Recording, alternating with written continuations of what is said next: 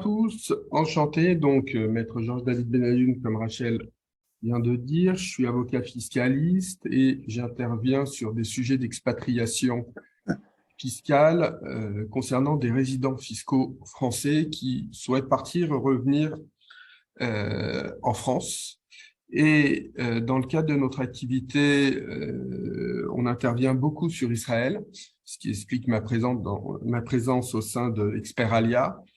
Donc, on voit quasiment tous les sujets passer, que cela concerne l'exit tax et la problématique de résidence fiscale. Et depuis un certain nombre d'années, j'ai pris, et mon premier article m'a valu quelques remontrances de membres de la communauté pour me dire, mais vous ne pouvez pas écrire ça concernant Israël, où j'expliquais que, attention, à un moment ou à un autre, on aura une remise en cause du régime de l'ALIA dans le cadre, au regard de la convention fiscale franco-israélienne. Nous, on gère beaucoup de procédures entre la France et Israël, donc on a une vision relativement large, et il se trouve que dans une des procédures qu'on gère depuis quelques mois, l'administration nous invoque une décision. Alors, le titre est un peu provocateur peut-être, puisque le titre est de dire « Est-ce que le régime de l'ALIA est condamné par la France au vu de la décision du tribunal administratif ?» Il faut savoir qu'une décision d'un tribunal administratif ne crée pas de jurisprudence. Néanmoins, ne s'agissant pas d'une procédure gérée par mon cabinet, aujourd'hui, c'est impossible de savoir si un appel a été fait sur cette décision. A priori, non. Et ce qui permet à l'administration et au centre des non-résidents de commencer à l'invoquer. Mais vous allez voir qu'on est dans un cas extrêmement particulier. Alors, pour tout vous dire, et je vous l'expliquerai, je trouve que le couple de franco-israéliens ont été extrêmement mal défendus parce qu'il y a plein d'aspects qui n'ont pas été mis en avant au cours de cette procédure. Donc voilà, on va commencer par les faits qui sont relativement simples. C'est le cas d'un couple qui fait son alia, qui ne conserve pas de résidence en France, qui ne conserve pas de placement en France et qui tout simplement va se retrouver dans une situation où, se considérant résident fiscaux israélien, ne va plus faire de déclaration d'impôt en France, ou pour dire tout simplement qu'ils perçoivent des retraites et que ces retraites ne sont pas imposables en France. Et puis, ils se font redresser. Et donc, on a toute une procédure qui naît. Alors, vous voyez, le pendant de mon métier, c'est que est jugée en première instance en 2020 une procédure concernant des revenus de 2014. Donc, vous imaginez, si la procédure va au bout, même devant le Conseil d'État, on arrivera facilement à 2024-2025 pour des revenus de l'année 2014.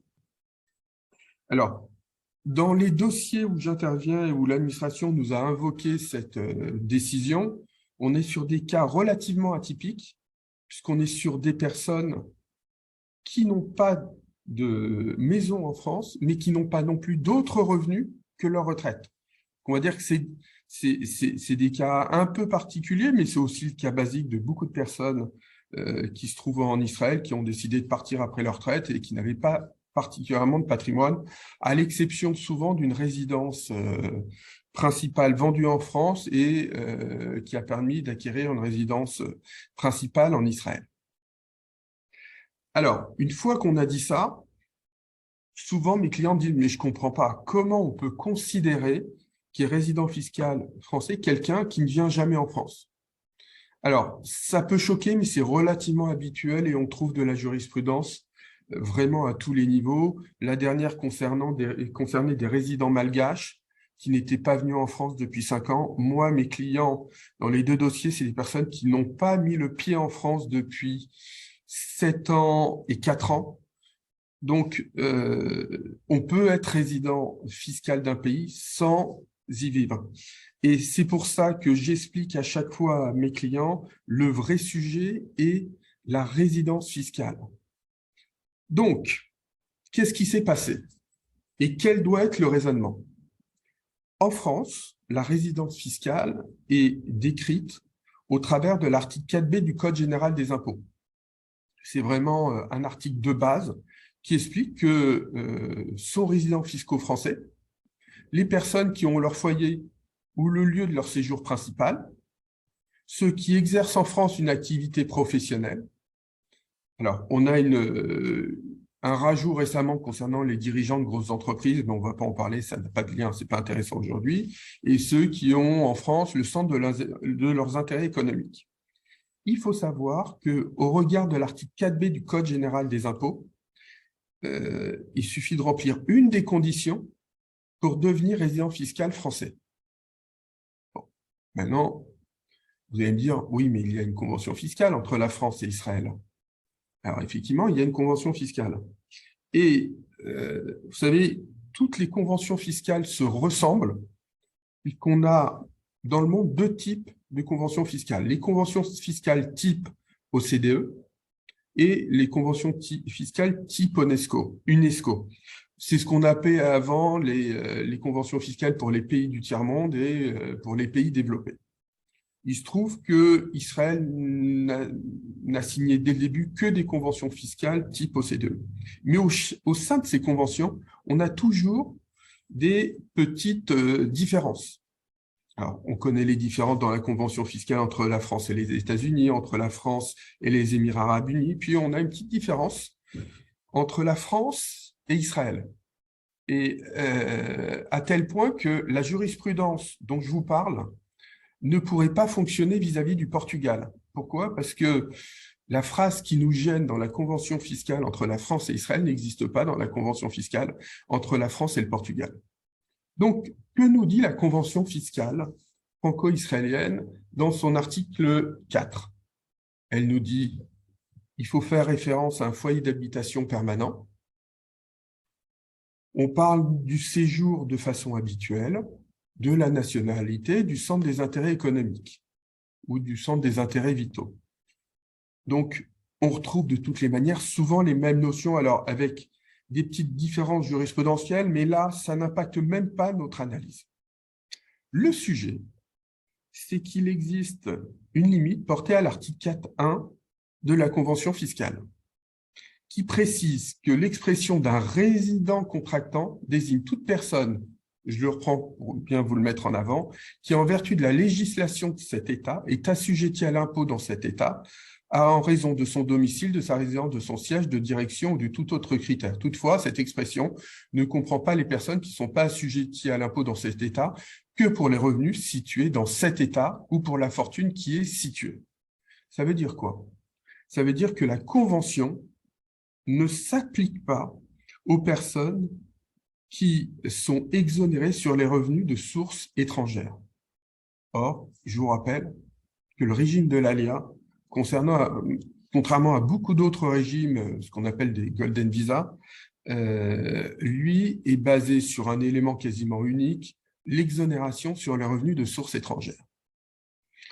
Alors, quand on regarde l'historique de cette disposition, à l'origine des discussions, elle avait été écrite concernant les membres diplomatiques. Vous savez que dans une convention fiscale, on prévoit un peu tout, et ça concernait les membres des administrations, et notamment les diplomates. Sauf qu'au bout de course, ils l'ont généralisé, et effectivement, ce sujet fait que on a une difficulté aujourd'hui sur la compréhension de la convention fiscale. Alors, compréhension non, mais on va synthétiser. Si vous êtes à moins de 10 ans, vous avez une possibilité que l'administration fiscale considère que la convention ne s'applique pas au regard de cette disposition. Et donc, revenir aux dispositions de l'article 4B du Code général des impôts, ou, et à contrario, il faut bien comprendre que lorsqu'on remet en cause la résidence fiscale, on va remettre en cause tous les impôts. Il ne s'agit pas uniquement de l'impôt sur le revenu. Il s'agit, et c'est souvent les éléments principaux, de l'impôt sur la fortune immobilière, mais aussi des droits de succession. Donc, ça emporte un certain nombre d'éléments. Et donc, on va voir ce sujet pendant les 10 années qui concerne le régime de l'aléa. Passé 10 ans, dans la mesure où vous devenez des résidents fiscaux israéliens, on va dire normaux, bénéficiant donc d'une imposition en Israël normale, vous aurez le bénéfice de la convention fiscale entre la France et Israël, dont le but est d'éviter la double imposition. Et c'est exactement le raisonnement qu'a repris le tribunal. Alors, les deux petites croix, c'est amusant parce que les deux petites croix ont été mises par une inspectrice des impôts que j'ai dans un dossier. Elle pensait que je ne trouverais pas la phrase qui allait me gêner au préalable. Donc, le raisonnement est celui-ci. Encore une fois, moi, je pense que j'ai dû écrire pour la première fois sur cette problématique en 2015. Donc, il n'y a pas de nouveauté. On sait qu'il y a des capacités et des possibilités de contourner cette décision, mais effectivement, ça n'a jamais été mis en avant. Et donc, on voit bien le raisonnement suivi par l'administration fiscale. Alors, je ne vous ai pas mis toute la décision, parce que c'est une décision non publiée, donc nous, j'ai décidé qu'on ne la publiera pas. Mais on a une première partie de décision qui parle de l'interprétation de l'article 4B du Code général des impôts, et puis la deuxième, qui concerne les conventions fiscales franco-israéliennes. Et si vous regardez l'endroit où les croix ont été mis par l'administration fiscale, on voit bien, il est indiqué que les personnes qui ne sont pas soumises à l'impôt en cause par la loi de l'État concerné à raison de leur statut, de leur activité, ne peuvent être regardées comme assujetties. Dès lors, le tribunal dit, une personne exonérée d'impôt dans un État contractant en raison de son statut ne peut être regardée comme assujettie à cet impôt, au sens du 1 de l'article 4 de cette convention, ni par voie de conséquence comme résident de cet État. Et donc, ils nous disent, il est constant que les époux X sont exonérés d'impôt sur le revenu en Israël pour une période de 10 ans à compter de la date de leur installation. Ils ne peuvent dès lors être regardés comme assujettis à l'impôt et résidents de cet État. Au sens de l'article 4, il s'ensuit que les époux doivent être regardés comme résidents fiscaux français, tant au regard de la loi fiscale interne que de la convention fiscale conclue le 31 juillet 1995 entre la France et Israël. La décision est relativement claire, facile à comprendre. Alors maintenant, on a quand même un certain nombre de sujets et moi, j'ai un reproche qui a été fait parce qu'on m'a souvent soulevé ce point-là dans des cas un peu particuliers et moi, j'écrivais, mais attention, vous me parlez de quoi? Mon client, il n'a pas de compte bancaire en France avec des sommes importantes puisque ces sommes sont situées hors de France. Et c'est vrai que nous, lorsque nos clients partent, on s'évertue à leur dire et à regarder selon la typologie des clients, chaque cas est particulier, les placements, on va les sortir de France, on les met au Luxembourg, en Suisse ou en Israël, comme ils le souhaitent. Donc, cette personne, on lui dit quoi? On lui dit, vous avez des revenus de source française. Sauf que ces revenus de source française, ce sont des retraites. C'est du revenu passif. Ce revenu passif, il est lié à quoi? Il n'est pas lié au fait qu'ils aient travaillé en 2014 ou en 2013 en France. Il est lié au fait que pendant 35 ans, 40 ans, ils ont travaillé en France et qu'à ce titre, quel que soit leur lieu de résidence, ils ont droit de percevoir une retraite. Et pour moi, le vrai sujet de cette décision, c'est celui-ci. C'est qu'on se base sur un cas, pour moi, relativement atypique, où les personnes perçoivent des retraites qui sont liées à une activité passée. Et en suivant ce raisonnement-là, ben, je pourrais dire, je ne serai jamais, parce qu'on a le régime israélien, mais on a d'autres régimes qui peuvent être concernés, on ne sera jamais, quel que soit le lieu de résidence, on sera toujours résident fiscaux français. Et ça, ce n'est pas admissible. Donc, je pense que, et c'est ce que moi je soulève avec d'autres éléments, dans un cas similaire vis-à-vis de l'administration fiscale.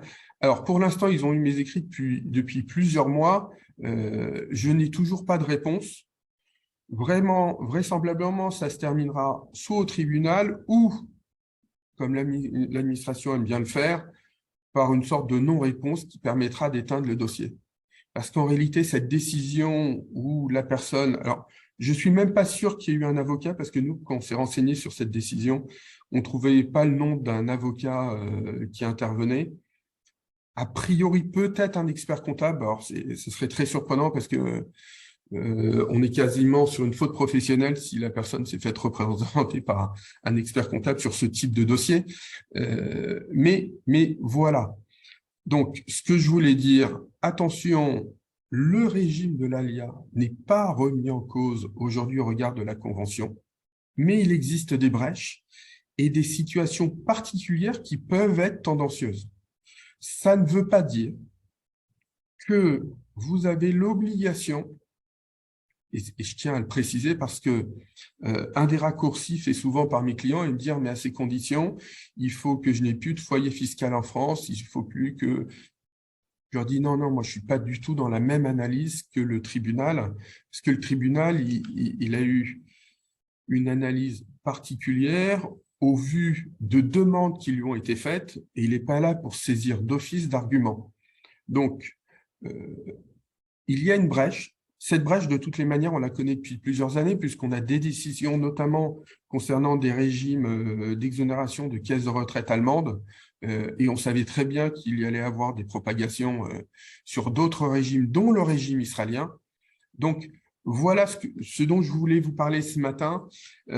C'est un sujet important, extrêmement technique, parce que, encore une fois, moi, mes clients, lorsqu'ils viennent à mon cabinet, ils partent d'un raisonnement, ils me disent, bon, je passe plus de 180 jours en Israël ou moins de 180 jours, donc je suis résident fiscal israélien ou français. Ben non. D'ailleurs, vous pourrez le voir aussi bien dans l'article 4b du Code général des impôts que dans la convention fiscale et dans 98% des conventions fiscales signées par la France, c'est le cas. On ne parle jamais de durée de séjour. Donc, encore une fois, il faut arrêter de faire sa propre analyse ou celle qui résulterait de certains journalistes ou de non-spécialistes. Chaque point est important et chaque situation est vraiment différente. Donc, nous, il nous arrive, dans certains cas, d'expliquer à nos clients qu'il faut effectivement tout vendre s'ils souhaitent bénéficier du régime de l'ALIA, et il y a d'autres cas où ce n'est absolument pas nécessaire. Alors maintenant, pour avoir quand même plusieurs dizaines de cas par an gérés avec le centre des non-résidents, on est quand même sur un nombre de dossiers remis en cause qui est quasiment inexistant, puisque moi j'ai 2 dossiers et pour connaître les quelques confrères qui interviennent beaucoup sur Israël comme moi, certains n'en ont pas ou d'autres commencent à avoir le sujet, mais voilà. Donc, chaque cas est particulier, mais ne pensez pas que tout est automatique et qu'on peut partir en Israël les mains dans les poches sans se poser de questions particulières. Alors, j'ai pas vu, Rachel, si un certain nombre de questions étaient posées ou pas.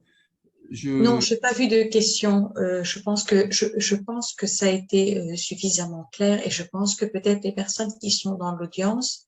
Ah si, il y a Alain qui pose une question. Alain, tu veux bien l'écrire la question au travers de la messagerie? Ça va être plus simple si je peux parler. Ok, alors vas-y. Une petite précision, s'il te plaît, Georges.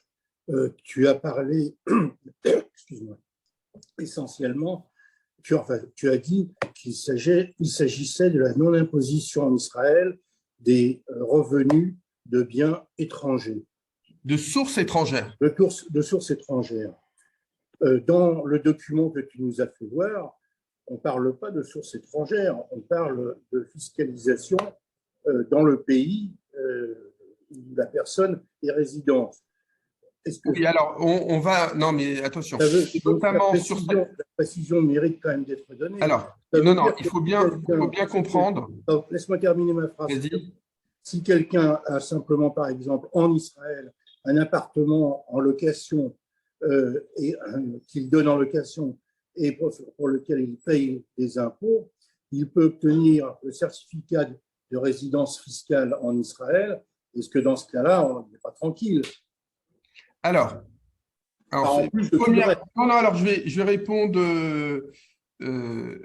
plusieurs points que tu as soulevés, Alain. Premier point, et j'en ai pas parlé, le certificat de résidence fiscale, en réalité, peut avoir une incidence, mais dans nos cas, n'avait aucune incidence, puisque moi, mes clients, dans les deux dossiers, on a les certificats. Le problème n'est pas le certificat, le problème est de bénéficier d'un régime de faveur. Alors, j'ai pour, et on se connaît bien Alain, j'ai pour ambition de vulgariser un peu la fiscalité. Donc, il faut bien comprendre que le point qui nous intéresse, c'est le 4 points qui se trouve au bas de cette page. Tout le monde n'est pas obligatoirement à même de comprendre l'aspect fiscal de cette phrase, puisque la phrase, à l'origine, elle fait près de 5 lignes. Donc, l'idée, c'est quoi? C'est que dans la convention fiscale, on explique qu'il est considéré comme résident d'un État celui qui est imposé sur ses revenus de source du pays et ses revenus mondiaux. Ce qui est le cas, par exemple, de chaque résident fiscal français. Moi, je suis imposé sur mes revenus de source française et mes revenus de source mondiaux. Lorsque l'on est dans le régime de l'ALIA, on est imposé en Israël que sur les revenus de source israélienne. Lorsqu'on sort du régime de l'ALIA, et moi j'ai un certain nombre de clients qui sont sortis et que l'on gère encore, ils sont soumis à une imposition sur leurs revenus de source israélienne et sur leurs revenus de source étrangère. Par exemple, moi j'ai des clients qui ont vendu des biens immobiliers en France, ils étaient exonérés en France, ils ont payé de l'impôt en Israël parce qu'ils sont résidents fiscaux israéliens. Donc ce qu'il faut comprendre, c'est que cette phrase, elle explique que dans la convention ne peut concerner des résidents qui ne sont imposés en Israël sur leurs revenus de source israélienne et sur leurs revenus de source étrangère. Or, ce n'est pas le cas des personnes qui bénéficient du régime de l'ALIA. Alors après, la difficulté, c'est que la France ne sait pas obligatoirement si les personnes bénéficient du régime de l'ALIA. Alors, en pratique, moi, j'ai 100% des personnes qui en bénéficient. Je crois que j'ai un cas par an pour des raisons extrêmement particulières où on demande à faire sauter le régime de l'ALIA. Mais voilà en tout cas les éléments d'information. Donc, le sujet est bien précisé dans l'article 4.1 et dans la mesure où la notion de résident, telle qu'elle est comprise dans la Convention, est réduite et analysée de manière très large, ce qui, encore une fois, n'est pas du tout le cas dans la Convention avec le Portugal. Et pourquoi je parle de la Convention avec le Portugal? Parce que le régime portugais est quasiment, dira mieux, le régime de l'ALIA qui a été copié avec des spécificités, c'est-à-dire que même en droit, sur les revenus de source portugaise, on a des réductions d'impôts notables, ce qui n'est pas le cas pour ceux qui font l'ALIA sur leurs revenus de source israélienne. Voilà, qui ont mis en vente leur appartement en France. Alors c'est compliqué, je vois une question concernant qu'en est-il de ceux qui ont mis leur appartement en vente en France et qui vivent en Israël. Alors c'est compliqué parce que l'analyse, nous d'abord, on ne l'a fait qu'au regard de l'analyse du patrimoine et des revenus complets et comment les personnes fonctionnent. Maintenant, le sujet, c'est pas de conserver un bien, c'est lorsqu'on lit la loi, il peut avoir un sujet lorsqu'on conserve un foyer d'habitation en France.